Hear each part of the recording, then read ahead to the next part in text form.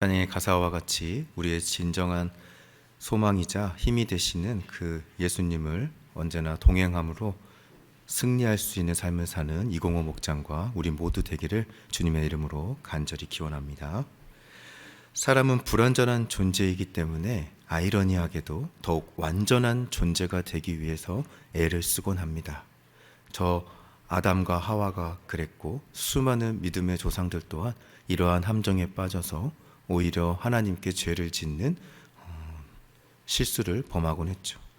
하지만 이내 절대 완전해질 수 없다는 사실을 깨닫고는 좌절하거나 또는 절망하게 되죠. 그래서 나는 비록 이렇게 불완전하고 부족하지만 반대로 완전하고 전지전능한 어떤 신적인 존재가 있을 것이다 라고 막연하게나마 모든 사람들이 생각합니다.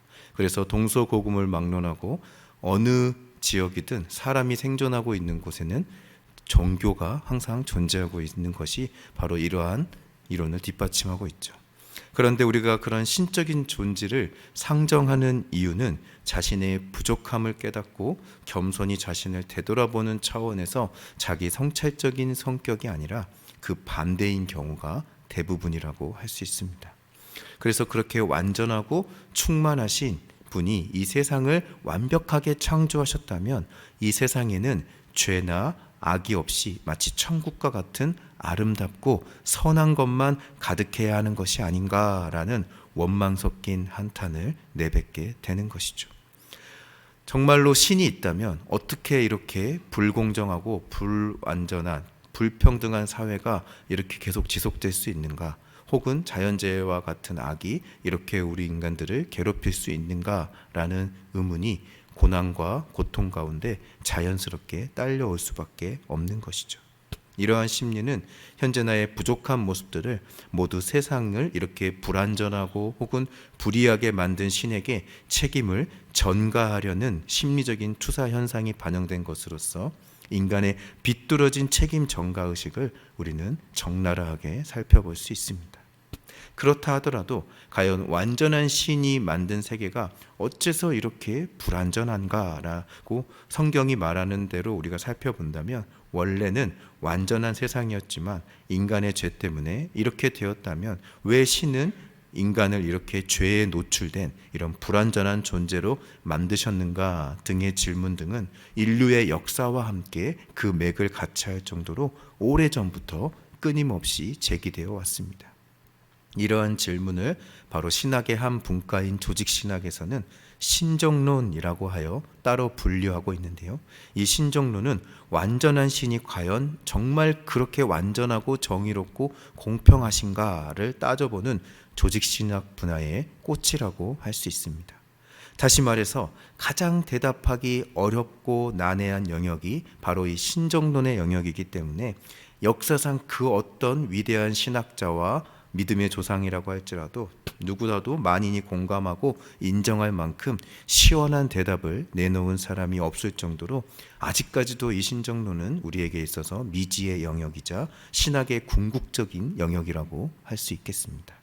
마찬가지로 바울 또한 이러한 신정론의 입장에서 본문을 통해 왜 하나님께서는 본인이 직접 나셔서 일을 처리하는 것이 가장 쉽고 효율적일 텐데 굳이 번거롭게 유대인이라는 특정한 민족을 통해서 구원 사역을 이루어 가려고 하셨는가라는 질문으로 시작하고 있습니다. 그리고 과연 선택받은 유대인들이 하나님의 이러한 기대를 충족시키고 하나님의 뜻대로 정말 살아가는가라는 질문도 함께 던지고 있는 것이죠. 도대체 유대인의 나음, 즉 비범한 놀랄만한 대단한 것이 도대체 무엇이길래 하나님이 이들을 선택했느냐라고 질문하는 것입니다. 그러니까 언약 백성의 증표로 유대인들에게 맡겨진 이 할례라는 제의가 지니고 있는 유익, 즉 이점이 무엇인가라고 질문하고 있는 것이죠. 이에 대한 답으로 먼저 하나님께서 우리 인간 앞에 직접 나서지 못하시는 이유에 대하여 전통적으로는 하나님께서 뭔가 부족하시고 그렇게 할 수 있는 능력이 없어서가 아니라 도리어 우리 인간에 비해서 너무나도 거룩하시고 선하셔서 우리는 그 하나님의 모습을 보는 것만으로도 죽을 수밖에 없기 때문이라고 설명을 해왔습니다. 그래서 수많은 믿음의 조상들도 직접 하나님을 보지 못하고 모세조차도 그의 음성을 듣는 수준에 머물렀고, 그마저도 일반 사람들에게는 허락되지 않은 고유의 영역이었음을 우리는 구약 성경을 통해서 잘 알고 있습니다. 하지만 하나님의 그 전지전능하신 능력으로 그 모든 것을 다 무시하고 우리의 눈앞에 나타나실 수 있다라고 한다고 해도 우리는 억지로라도 하나님을 믿을 수밖에 없겠죠. 당장 눈앞에서 하나님의 영광을 보는데 감히 어떤 사람이 아무리 완고한 사람이라고 하더라도 그 하나님을 믿지 않을 사람이 어디에 있겠습니까? 하지만 그렇게 된다면 하나님께서 스스로 우리의 자유의지를 직접 심각하게 손상되는 것이기 때문에 직접 나타나지 않으시는 것이죠. 하나님께서는 우리가 무조건 하나님만을 경배하도록 프로그래밍된 꼭두각시나 인형이 아니라 선택을 할 수 있는 자유 가운데 자발적으로 하나님을 섬기기를 원하시기 때문에 선악과를 따먹을 수 있는 그 선택조차도 아담과 하와에게 허락하신 분인데, 이렇게 직접 나타나셔서 대놓고 우리의 자유의지를 억압하고 제한하실 분이 아니기 때문입니다. 그래서 하나님께서는 사람들에게 직접 자신의 모습을 보여주시지도 않으시고, 또 직접 말씀을 하시지도 않으시고, 또한 직접 행동을 취하시지도 않은 채 항상 대변인을 선택하셔서 하나님의 모습을 글을 통해 연상하여 알 수 있도록 말씀하시고 행동하시는 것이죠. 그렇기 때문에 하나님께서 선택하신 이 대변인은 그만큼의 특권을 누리는 대신에 이 특권을 잘못 수행했을 때에는 그 책임 또한 큰 것입니다. 하나님께서 요나를 대변인으로 선택하시고 하나님의 사역을 맡기셨는데, 그것을 모른 체하고 도망간 요나가 큰 물고기 뱃속에, 풍랑 가운데 큰 물고기 뱃속에 들어가게 되는 것이 바로 이러한 경우라고 할 수 있겠죠. 그러므로 하나님께서 직접 택하신 이 유대인이 불의하게 된다면 하나님께서 직접 심판하심으로써 하나님의 공의와 의가 드러나게 되며, 유대인이 거짓말을 하게 되면 대변인은 사실을 말함으로써 하나님의 영광이 드러내 왔던 것이 바로 구약 성경에 반복되어지는 서사의 과정입니다. 그리하여 하나님께서는 인간의 잘못을 통해서 오히려 더욱 하나님의 하나님 되심을 확실하게 나타내게 되시는 것이죠. 하지만 거기서 끝나는 것이 아니라 하나님께서는 또한 자비롭고 너그럽게 우리를 지속적으로 용서하심으로써 아버지로서의 따뜻함을 동시에 보여주고 계신 것입니다. 그렇다면 과연 유대인이 가지는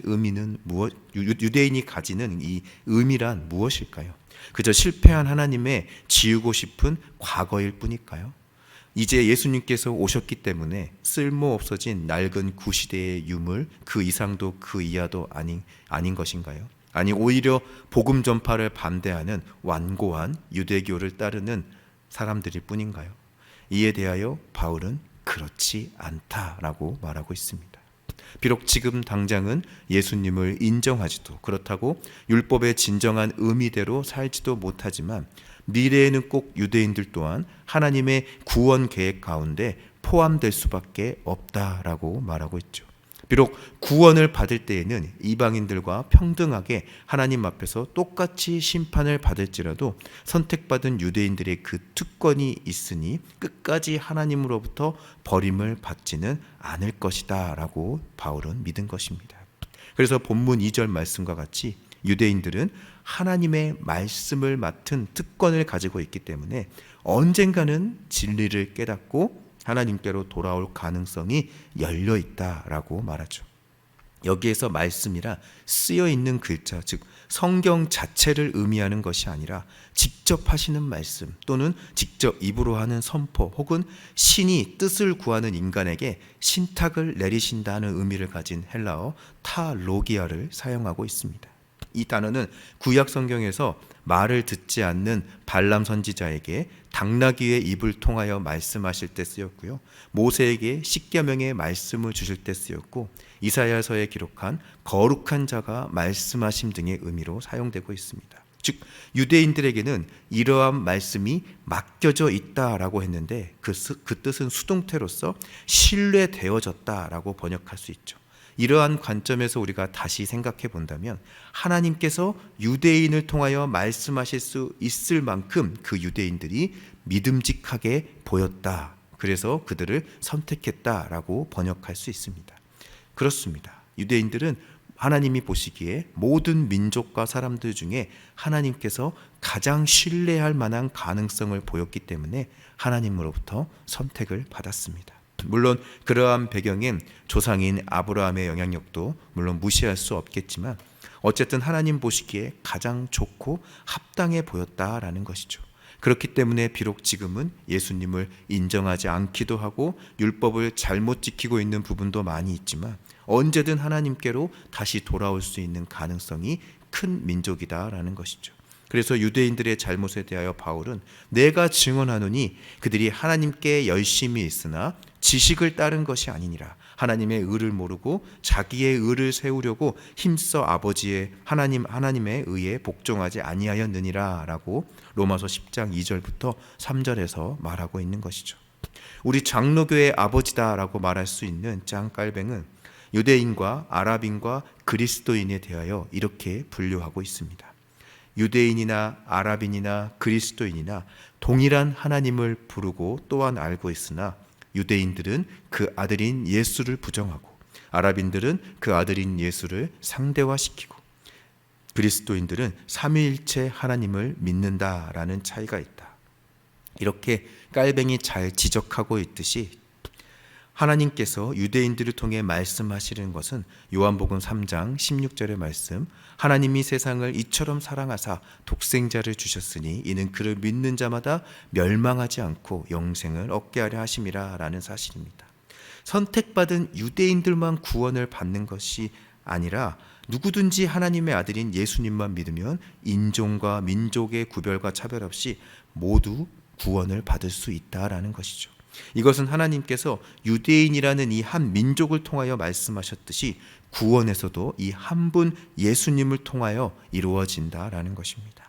동시에 사람이 죄를 지었기 때문에 죄에 대한 처벌도 사람이 받아야 마땅하고 구원도 사람을 통해서 이루어져야만 하기 때문에 지고하신 하나님이신 예수님께서 굳이 인간의 몸을 입고 이 땅에 오실 수밖에 없었다라는 것이죠. 이렇게 사람이 죄를 지어 사망에 이른 것처럼 죽음으로부터의 부활도 사람을 통해 이루어져야 우리에게 의미가 있을 수 있기 때문입니다. 그래서 바울도 고린도전서 15장 21절에서 22절에서 사망이 한 사람으로부터 말미암았으니 죽은 자의 부활도 한 사람으로부터 말미암는도다. 아담 안에서 모든 사람이 다 죽은 것 같이 그리스도 안에서 모든 사람이 다 삶을 얻으리라 라고 말씀하고 있는 것이죠. 그렇기 때문에 하나님께서 유대인을 선택하신 것은 명백한 실수다. 옛 언약의 하나님의 과거의 실수다라고 우리가 단언할 수 없는 것입니다. 비록 하나님께서 선택하신 유대인들이 하나님의 아들을 거부하고 하나님을 제대로 섬기지 못했다 하더라도 그것 때문에 하나님께서는 조금이라도 흐트러지거나 잘못될 수가 없는 것이죠. 그렇게 생각한다면 하나님께서 사람을 창조하신 것 자체가 잘못된 것이라는 전제가 성립하기 때문입니다. 또한 하나님께서는 후회가 없으시고 어제나 오늘이나 변함이 없으시며 결코 변개함이 없으신 분이므로 하나님께서 유대인을 선택하신 것은 하나님께서 변함없이 우리를 사랑하시는 것처럼 결코 바꿀 수 없는 하나님의 경륜이자 하나님의 주권인 것이죠. 그러므로 우리가 결과만 보고 하나님의 그 주권과 경륜이 옳다 그르다라고 감히 말할 수 없는 것입니다. 도리어 이것은 하나님이 선택하신 이 유대인이라고 할지라도 하나님 보시기에 가장 적합한 민족이었다 할지라도 이렇게 하나님의 아들을 거부하기에 이르기 때문에 결국 모든 사람이 악인이며 의인이 하나도 없다라는 진리를 명백히 드러나게 하는 것이며 우리도 언제든지 유대인처럼 될 수 있다라는 경각심을 우리에게 주고 있는 것입니다. 사람이 제 아무리 악을 행하며 하나님의 말씀을 꿰뚫고 지나가면서 훼손하고 그릇되게 하려 할지라도 하나님께서는 이들에게 진노를 내리심으로써 오히려 하나님의 의가 인간의 불의함과 더불어서 함께 세워져 가기 때문입니다. 그래서 본문 5절에서는 드러나게 하면이라고 번역되어 있지만 헬라의 원어적 의미를 살펴보면 함께 세워나간다라는 뜻을 포함하고 있는 것이죠. 유대인들이 하나님으로부터 말씀을 받았지만 오히려 자신의 의를 드러나게 하며 불의를 더욱 행한다고 할지라도 하나님께서는 그 유대인들에게 한편으로는 진노를 내리시고 다른 한편으로는 오히려 그들을 용서하시며 더욱 사랑하심으로써 하나님의 의를 드러나게 하여 사람의 불의와 하나님의 의가 함께 세워져 간다라는 것입니다. 이것이 바로 하나님의 뜻이며 우리를 향한 하나님의 자비와 사랑의 결정체라고 할 수 있는데, 우리가 잘못을 하면 하나님의 영광이 함께 세워지고 커진다라고 하니, 그렇다면 더욱더 우리가 더 많은 잘못을 하고 죄를 지어서 하나님의 영광이 더욱 커지게 하자라고 억지 소리를 하고 있는 사악한 사람들은 정죄를 받아 마땅하다라고 바울은 8절을 통해 말씀하고 있죠. 사랑하는 주 예수교회 성도 여러분, 유대인을 선택하신 그 하나님의 비밀은 아직 정확하게 모든 것이 우리에게 밝혀져 있지는 않습니다. 물론 시간이 더 흘러서 하나님이 예비하신 그때가 된다면 모든 것이 명확하게 밝혀지겠지만, 분명한 것은 실수하심이 없으신 하나님께서 이 모든 것을 예비하시고 준비하셨다라는 것입니다. 그렇기 때문에 우리는 우리의 죄를 하나님 앞에서 절대 핑계할 수 없으며 하나님의 책임이다라고 전가할 수도 없는 것이죠. 특히 하나님의 영광을 위해서 내가 일부러 죄를 지었다, 하나님이 나를 언제든 용서하신다고 하기 때문에 내가 마음 놓고 죄를 지었다라는 헛소리를 할 수 없음은 더더욱 명백합니다. 그러므로 우리는 우리의 죄를 하나님 앞에서 겸손히 인정하며 스스로의 부족함을 하나님 앞에 내어놓음으로써 하나님의 자비와 은총과 은혜를 받아 누리는 복된 성도들이 다 되어야 할 것입니다. 하나님의 독생자이신 그 예수님의 십자가 보혈의 공로와 은총 외에는 우리를 구원해 줄 그 어떤 다른 신이나 사람, 도구는 존재할 수가 없기 때문입니다. 그러므로 부디 처음과 끝이 동일하시며 그 선택에 후회함이 없으신 하나님을 끝까지 믿고 신뢰함으로 겸손히 자신의 부족함을 하나님 앞에서 인정하여 그분의 자비와 사랑의 은총과 은혜를 받아 누리면서 오늘 하루도 악에게 승리할 수 있는 복된 인생을 살아가는 저와 여러분이 다 되기를 간절히 바랍니다.